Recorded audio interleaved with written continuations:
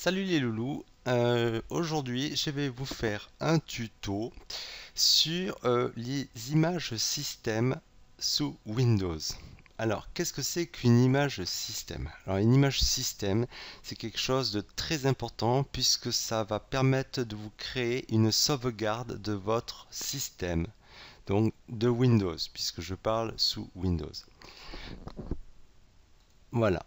Donc vous avez votre Windows favori, Windows 7, Windows 8, Windows 10, tout ce que vous voulez, sur la partition principale active, voilà, celle qui va permettre à l'ordinateur de démarrer et que vous arriviez sur votre bureau.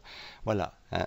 Alors, en l'occurrence, le chemin par défaut, en général, c'est sur le disque C Windows, ou la partition C Windows, parce que le mien est partagé entre C et E. Voilà, ça c'est le même disque physique. Je l'ai partagé en deux, je voulais pas, voilà, bon, je voulais répartir. Bref, non, c'est même pas CE, c'est bon, ça compte bien, c'est C et F. Bon, c'est pas grave. Donc voilà, la partition principale, Windows C, vous voulez faire une sauvegarde de tout ce système. Alors une image système, ça va être une image qui va se présenter sous forme d'un seul fichier et qui va capturer toute la configuration, tous les dossiers présents sur cette partition C. Voilà. Hein, imaginez le pire des cas, votre bécane est complètement infectée de virus, elle est vérolée, vous avez des troyens, ça rame, ça patine, voilà, vous savez plus ce qui se passe et vous êtes dans la merde parce qu'il n'y a personne, il n'y a aucun pote qui vient vous aider et malheureusement, eh ben, il n'y a que vous pour vous remuer les doigts du cul. Lol. Donc, vous allez créer une image système. Alors, grâce à un outil euh, que vous allez trouver gratuitement, enfin, moi que j'utilise gratuitement, voilà, parce qu'il en existe des équivalents pour créer des images système, alors que ce soit les utilitaires sous Norton Ghost, hein, qui a créé une fameuse série Ghost 3, Ghost 4, jusqu'à je sais plus à quelle version ils en sont actuellement, et aussi très connu pour les francophiles, le fameux Acronis True Image. Voilà. Alors, Acronis et Norton étant des solutions payantes, moi je vous propose un outil vraiment très pratique et très performant, c'est Active Disk Image et il est gratuit. Il existe aussi une version payante. Bon, ça pour l'instant, vous verrez si vous vous attachez un petit peu à l'explorer en détail. Et si vous intéresse, ben, vous achetez une licence pour avoir des fonctionnalités supplémentaires. Voilà, hein, donc on passe en français. Hein, comme ça, voilà, au moins vous voyez un petit peu les différentes versions entre Light, Standard, Pro, etc. etc. Je vous dis, ça peut aller sur des configurations assez costauds et bien poussées pour les utilisateurs avertis. Bon, pour nous, il ne s'agit pas d'en arriver là. Hein, on parle d'utilisateur lambda qui est dans la merde et qui a son ordinateur en panne. Donc vous allez créer une image système grâce au freeware Active Disk Image Light Edition. Donc, la fenêtre principale, elle s'ouvre ainsi. Vous tombez directement sur ça. Alors, de quoi s'agit-il? Vous allez créer une image à partir d'un disque. Donc, ça va être cette première icône en haut de liste à gauche. Disque vers image. Vous créez une image. On ne va pas tergiverser, on va aller à l'essentiel. Vous voulez sauvegarder toute la partition, il y a Windows, vos dossiers utilisateurs, etc. etc. Les sous-répertoires, voilà. Hein. Programme Files, Programme, tout, voilà, absolument tout, tout va être sauvegardé. Donc vous faites une sauvegarde complète.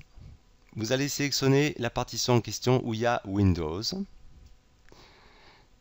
Donc voilà, c'est difficile de se tromper avec une icône comme ça par rapport aux autres. Alors, pour détailler vite fait, vous voudriez aussi faire une sauvegarde complète du disque, hein, moi qui concerne donc la partition C et H. Voilà, cochez les deux et vous aurez une image système des deux partitions. Bon après, ça change pour vous, hein. J'imagine vos disques ne sont pas spécialement partitionnés de la même manière que moi, je vous le souhaite. Donc voilà, on va s'attacher juste à la partition système C. Vous voulez redémarrer le PC, c'est ça qui compte. Et retrouver vos documents et compagnie. Alors, suivant. Le nom de l'image système. Vous l'appelez comme vous voulez, disque image. Allez, on va taper Windows 10. Vous sélectionnez l'emplacement. Alors là, évidemment, vous comprenez bien que vous ne pouvez pas choisir C, puisque vous êtes en train de faire une image de C. Donc forcément, l'image système de sauvegarde va se situer, vous allez la placer à un autre endroit. Logique, hein? Donc je vais prendre LAN, voilà, par exemple. Hein, déjà, j'ai une sauvegarde de Windows 10. Bon, je crée un nouveau dossier et je vais l'appeler Windows 10. Ok, on le sélectionne et on ouvre. Voilà. Ok, et vous faites suivant. Là, vous pouvez choisir de comprimer l'image pour qu'elle ne prenne pas beaucoup de place. Ça ne changera rien, hein, pour la restauration.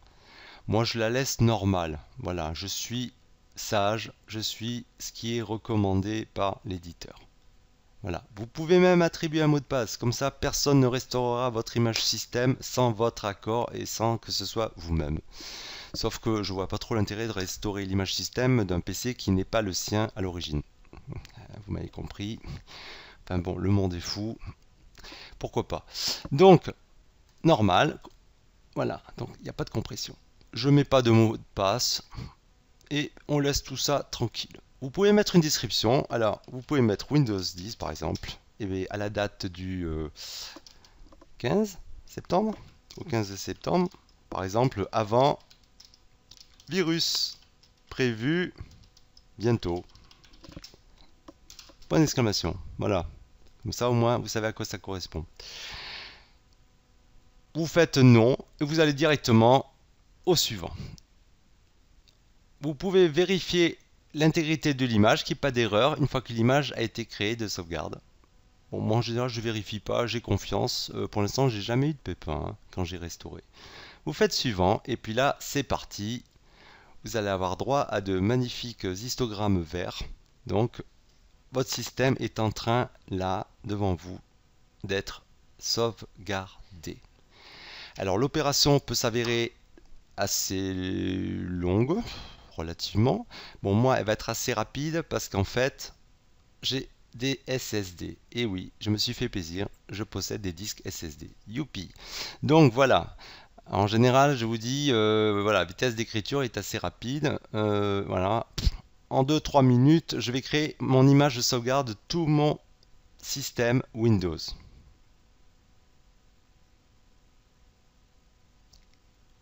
Alors moi, ce que je vous conseille de faire, hein, quand vous faites ce genre de truc, c'est que réserver, moi j'aime bien être organisé, réserver une partition pour Windows bien évidemment, mais où il y a tous vos programmes principaux sur la même partition, comme ça vous aurez une seule image à faire d'une seule partition.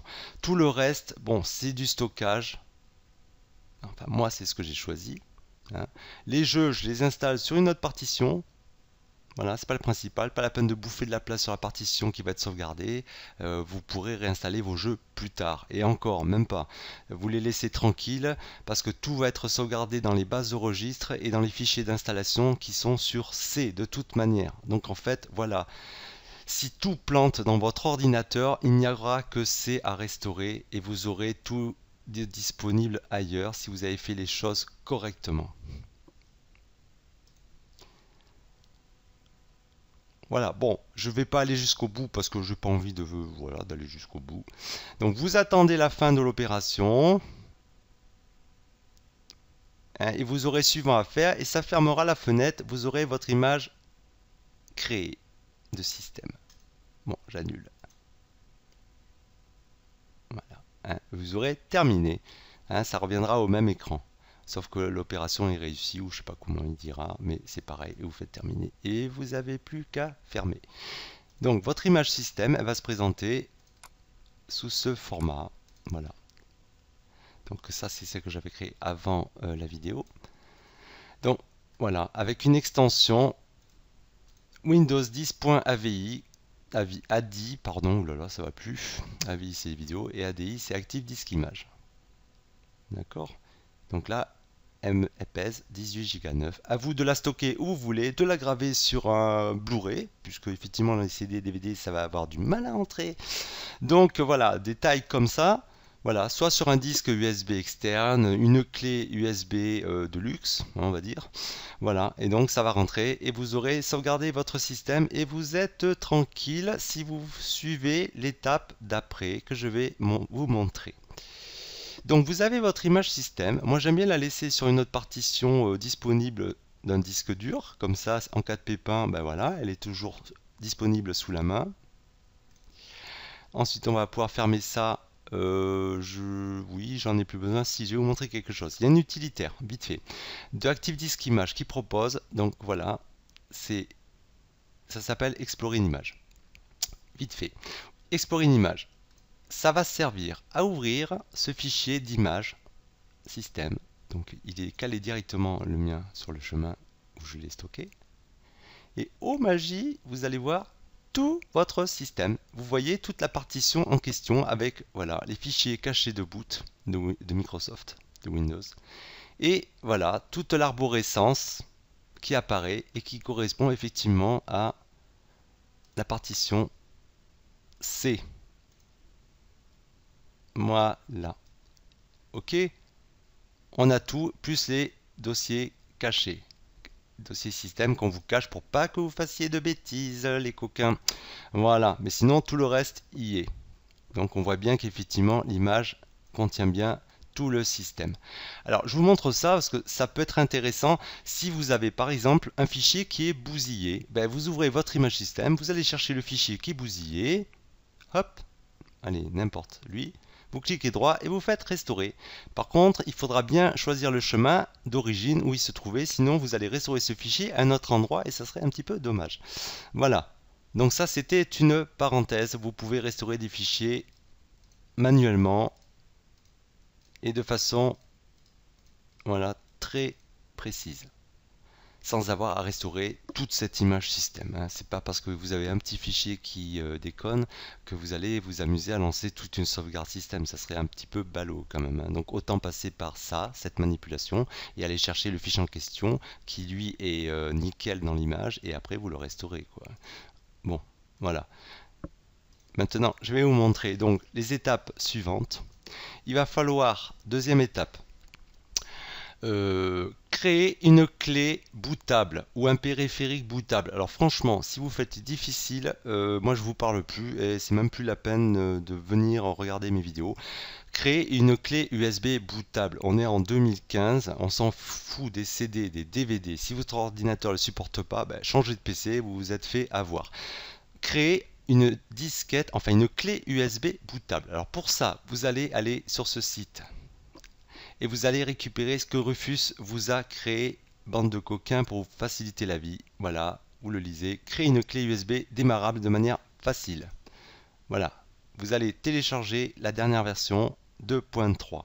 Par contre, moi je vous conseille, c'est pas la peine de vous lancer dans une installation, d'ailleurs je sais même pas pourquoi la différence entre les deux, mais je vous conseille de prendre la version portable. Donc il n'y a pas besoin de s'installer, c'est un exécutable. Donc ça va pas polluer trop, on va dire, votre système. Donc, non, je ne voulais pas ouvrir ça. J'ai fait quelques petits raccourcis, le malin que je suis. Donc, voilà, Rufus, vous l'avez téléchargé. Donc, ça pèse pas lourd, 817 kilo octets. Vous le lancez. Ok. Voilà. Comment il se présente. Il va créer un fichier ini. Vous vous en foutez. C'est pas grave, vous pouvez le virer, il en recréera un à chaque fois que vous redémarrerez, c'est pas très grave. Alors ce que vous allez faire, vous allez donc une fois ouvert ce logiciel, vous allez, il faut que je trouve sous la main, vous allez créer votre clé bootable et elle va servir aussi à installer donc quelque chose de vraiment très important en cas de secours, hein, c'est un ISO. Alors, ce que je vais faire, je vais d'abord vous montrer le lien, parce que là j'ai un petit peu sauté les étapes. Donc, vous récupérez Rufus, cet outil, pour créer une clé USB bootable, et vous allez, sur ce lien, récupérer un ISO qui pèse à peu près 2 Go. Alors, je vous ai mis un lien vers l'ISO en 64 bits. Donc ne vous plantez pas, ok? Si vous vous plantez, ben ça marchera pas si vous avez un Windows en 32 bits, et inversement, si vous avez un Windows en 64 bits, ne prenez pas le Windows 8.1 86 32 bits. Donc pour ceux qui ont un système en 32 bits, vous taperez pareil sur Google, je sais pas où c'est, ouais, il doit le mettre, hein, voilà, ici. 32 bits, donc c'est x86. Ok, nous, moi, ce qui m'intéresse, moi, vous, je m'en fous, moi, c'est le 64 bits. Ah, une fenêtre de pub, c'est génial. Alors, vous allez descendre en bas de cet écran et vous allez télécharger l'ISO, qui est fourni gratuitement par Gandalf. Il s'appelle le gars. Donc, vous allez télécharger. Alors, moi, j'ai choisi le lien sur OneDrive. Vous faites ce que vous voulez, il y a deux liens, il y en avait un à droite. Vous allez sur OneDrive, vous allez accéder donc au clouding du gars qui vous laisse en partage ces fichiers d'une manière généreuse. Ça, on s'en fout. Par contre, c'est lui qui nous préoccupe. Voilà l'ISO en question que vous allez télécharger. Voilà, alors, ça y est, ça se lance, d'accord? Alors, je vous souhaite de la patience. Moi, ça va mettre allez, 10 minutes pour télécharger à cette heure-ci les 2 Go d'ISO. On va passer, puisque moi, j'ai fini l'opération. Si vous trouvez que ça rame, ben, essayez l'autre lien ici. Voilà. Bon, une fois que vous avez récupéré l'ISO, il sera sous cette forme. Il s'appellera Gandalf Win 8.1. Voilà, et vérifiez que ce soit 64 bits par rapport à votre système d'exploitation ou 32 bits pour ceux qui sont en 32. Donc, maintenant, on a tous les outils. On a l'utilitaire de création de clés USB bootable et on a l'image ISO qui nous intéresse. Alors, qu'est-ce que c'est que Windows 8.1 ? C'est un environnement de Windows préinstallé et ça, je vous en parlerai avec une vidéo à l'appui qui sera quand même beaucoup plus parlante. Mais bon, là n'est pas le sujet pour l'instant. On va créer... Pourquoi j'ai refermé ça? Quelle quiche. On va créer donc une clé bootable avec l'ISO dessus. Donc il va vous falloir une clé USB de taille quand même de capacité suffisante pour pouvoir accueillir effectivement au moins 2 Go. Puisque l'ISO va vous installer au moins cette capacité. Donc vous allez brancher une clé USB de taille suffisante. Voilà, vous entendez le bruit chez moi. Voilà, alors moi elle est déjà installée. Voilà comment elle se présente, la clé USB. Elle est déjà remplie et elle est bootable grâce à l'utilitaire Rufus. Bon, c'est pas très compliqué, hein. Voilà. Donc dès que vous branchez une clé USB de taille suffisante, la lettre de votre clé va apparaître ainsi que la capacité. Donc après, si vous avez d'autres périphériques sur d'autres ports USB, évidemment, ils vont s'afficher dans la liste. Donc vous choisissez la clé qui vous intéresse. Vous laissez le type de partition MBR, Master Boot Record, pour BIOS ou UEFI. Je ne sais même pas s'il y a d'autres options. Oui, s'il y en a. Bon, laissez comme ça. La première option. Vous laissez les systèmes de fichiers que Rufus vous a pré-réglés sur NTFS. D'accord ? Ne mettez surtout pas en FAT32, même s'il y a marqué défaut. Laissez NTFS.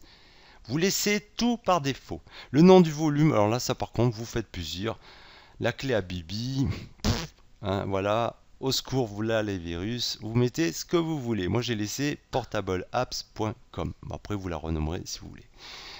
Vous laissez tout tranquille. Par contre, vous allez vérifier ici, créer un disque de démarrage avec une image ISO. Voilà ce qui vous intéresse.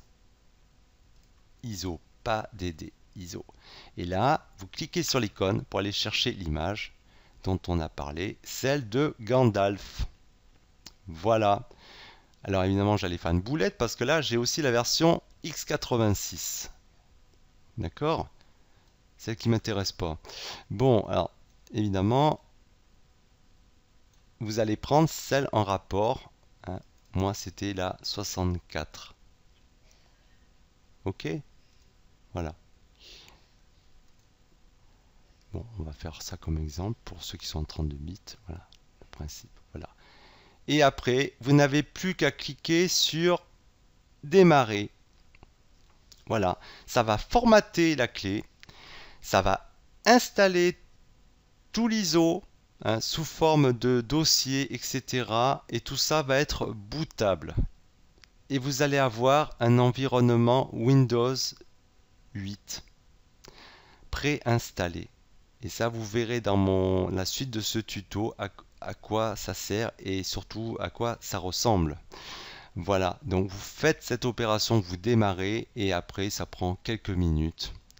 Il va vous créer une clé USB bootable avec tout ce qu'il faut pour vous dépanner et pour restaurer donc l'image système que l'on a créé en début de vidéo grâce à Active Disk Image. Voilà, vous n'avez pas besoin d'en savoir plus pour le moment et je vous dis à de suite pour la suite de ce tutoriel et parler de Windows préinstallation environnement et la restauration de système. Voilà, sur ce les loulous, je vais faire une pause clope parce que oui, j'aime bien fumer de temps en temps.